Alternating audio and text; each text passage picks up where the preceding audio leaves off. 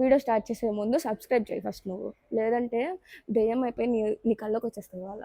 Hey guys, welcome back to my channel. So మనమైతే ఇప్పుడు trend సెట్లో ఉన్నాం, ఎందుకంటే ప్రీమియర్కి అయితే వచ్చేసాం. కిష్కందపురి బెల్లంకొండ శ్రీనివాస్ గారు అండ్ అనుపమ మూవీ అయితే ప్రీమియర్స్ ఇచ్చారు విజయవాడలో. సో వెళ్ళిపోయి ఎలా ఉంది చెప్పే ముందు ట్రైలర్ చూశాను నేను. యాక్చువల్గా కొన్ని సీన్స్ అయితే వావ్ అనిపించింది. థ్రిల్లర్ మూవీస్లో ఆయన కొట్టేవాళ్ళు లేరు, ఆల్రెడీ ప్రూవ్ చేసుకున్నారు రాక్షసుల్లో. కొన్ని సీన్స్ అయితే లైక్ అనుపమ బెడ్ మీద నుంచి ఇలా మమ్మీ గెటప్ నుంచి బయటకు వచ్చే సీన్ ఒకటి, అండ్ బెల్లంకొండ గారు ఏదో మంత్రాలు చదువుతున్నట్టు ఇలా వచ్చి మొత్తం కొన్ని సీన్స్ అయితే చాలా గూస్ బంప్స్ వచ్చినాయి.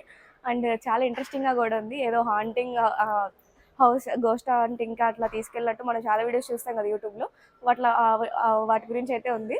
సో అంటే చూడాలి వెళ్ళి, నేను భయపడతానా ఏంటా అనేది.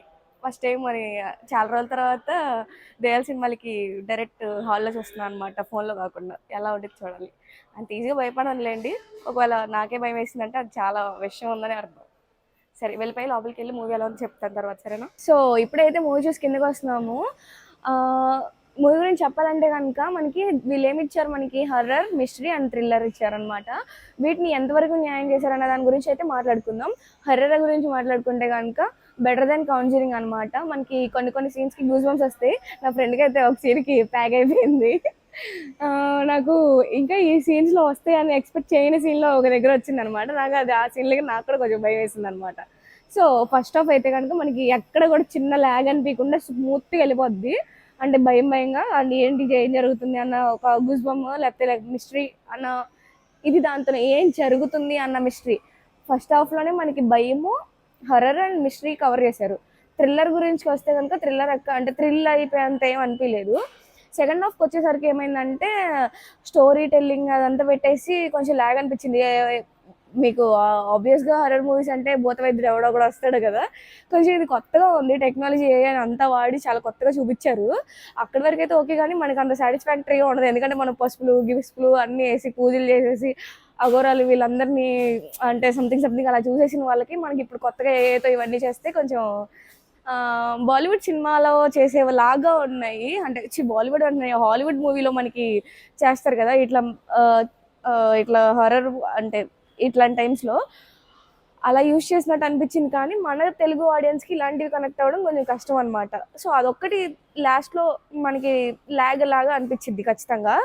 అందుకని అది అందరూ కనెక్ట్ చేసుకోలేరు దాన్ని. మనకేంటి ఇప్పుడు ఏదన్నా మనకి ప్రాబ్లం వచ్చిందంటే మనం రుద్రాక్ష కట్టించుకోవడం, లేదంటే తాయెత్తు కట్టించుకోవడం ఇలాంటివి చూసి ఉన్నాం బై బర్త్ నుంచి. మనకి ఆ మైండ్ సెట్ అలవాటు అయిపోయింది. ఇప్పుడు కొత్తగా మనకి ఏ టెక్నాలజీతో వచ్చేసి కొంచెం ఏదో ఫ్రిక్షనల్గా చూపించేయడం అలా చూపిస్తే మనకి అంత అనిపించలేదు కదా. సో దానివల్ల నాకు అది డిసప్పాయింట్మెంట్గా అనిపించి అక్కడ నచ్చల. సెకండ్ హాఫ్ కొంచెం ల్యాగ్ అనిపించింది.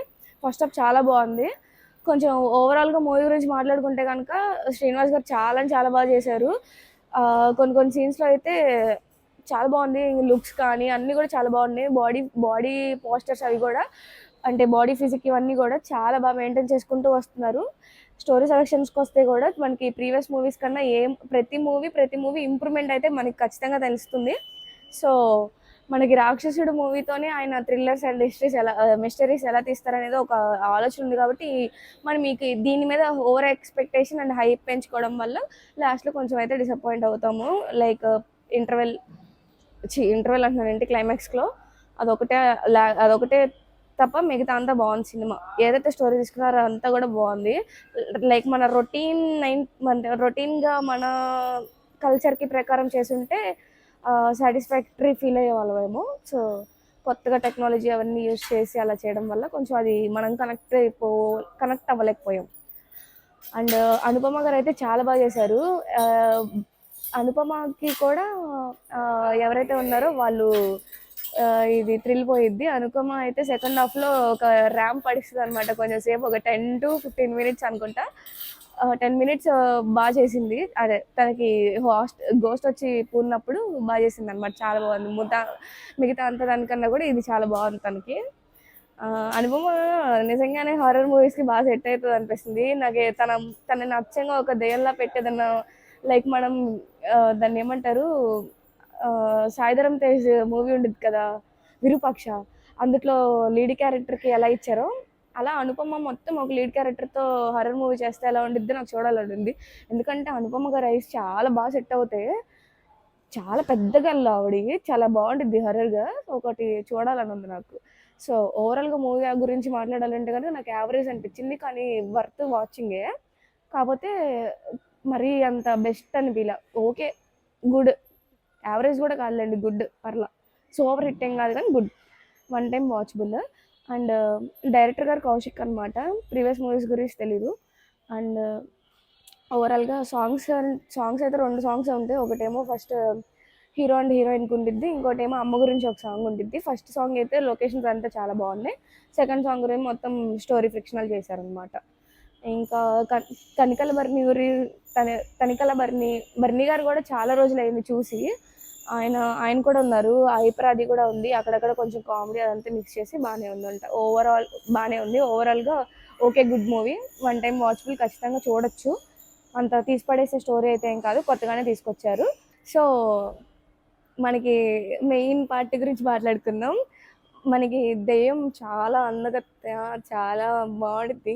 వాయిస్ కూడా చాలా డిఫరెంట్గా ఉండిద్ది. ఎవరు ఏంటి అనేది చాలా బాగుండిద్ది. మీకు చాలా సస్పెన్స్ అనిపిస్తుంది చూసేపాటికి. లాస్ట్లో థ్రిల్ అయిపోతారు, ఏంట్రా ఇది అనిపించింది.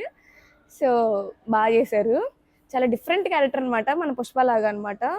అంటే పుట్టడం కొంచెం డిజేబిలిటీతో పుడతారనమాట. అలా ఉన్న వాళ్ళకి ఒక గోల్ ఉంటే ఆ గోల్ని వాళ్ళు రీచ్ అవ్వడానికి అలాంటివి చేస్తారు. ఎందుకు ఏంటి అనేది కాన్సెప్ట్. అది అందుట్లో ఆ అమ్మాయి ఎలా చేసింది, మరి ఎలా ఉంది ఏంటి అనేది మీరు చూడాలి ఖచ్చితంగా. Worth watching. ఎప్పుడైనా సరే మనం హర్రర్ మూవీస్ని మిస్ అవ్వకూడదు. అది థియేటర్లో ఎక్స్పీరియన్సే బాగుండిద్ది. ఫోన్లో చూసి మనం హర్రర్ మూవీ చూసామంటే మాత్రం అది బిస్కెట్ అనమాట. ఆ బీజిఎమ్స్ ఇవన్నీ వింటా ఉంటే మీరు చూస్తే ఉండిద్ది అనమాట. బీజిఎమ్స్ ఏ మాటకు ఆ మాట. చైతన్ భరద్వాజ్ అంట, చాలా బాగా కొట్టాడు. కొన్ని బీజిఎమ్స్ అయితే ఆ బీజిఎమ్స్ వల్లే ఆ సీన్కి చాలా ఇంపాక్ట్ వచ్చింది అనమాట. చాలా బాగున్నాయి బీజిఎమ్స్ అవన్నీ కూడా, నాకు చాలా నచ్చింది. ఒక బీజిఎం అయితే ఎక్స్పెషల్లీ నాకు ఆ బీజిఎం పెట్టి ఏదైనా మాస్ రీల్ చేయాలన్న అంత కిక్ వచ్చింది అనమాట. బాగున్నాయి బీజిఎమ్స్. 2 కూడా ఉంది బీజిఎం ప్రతి దానికి కూడా. కొన్ని అయితే ఎక్కడ వినలేదు నేను, అలా ఉన్నాయి. మనకి సీన్స్ అవంతా కూడా మనకి హర్రర్స్ ఎప్పుడైనా సరే సౌండ్స్ మీదే డిపెండ్ అయి ఉండిద్ది. ఆ సౌండ్ క్వాలిటీ అదంతా కూడా చాలా బాగుంది. మంచి థియేటర్ సౌండ్ క్వాలిటీ ఉన్న దాంట్లో చూస్తే మీకు ఆ థ్రిల్ అనేది తీసుకోగలుగుతారనమాట. డాల్బీకి వెళ్ళిపోండి, ఆడియో ఖచ్చితంగా థ్రిల్ అవుతూ ఉంటారు. ప్రతి సీన్కి మనకు ఒక ఆడియో అంటే ఒక ఆడియో అయితే క్రియేట్ చేశారనమాట. అంటే చాలా బీజిఎమ్స్ ఉన్నాయి. బీజిఎమ్స్ అన్నిటికీ వర్తే.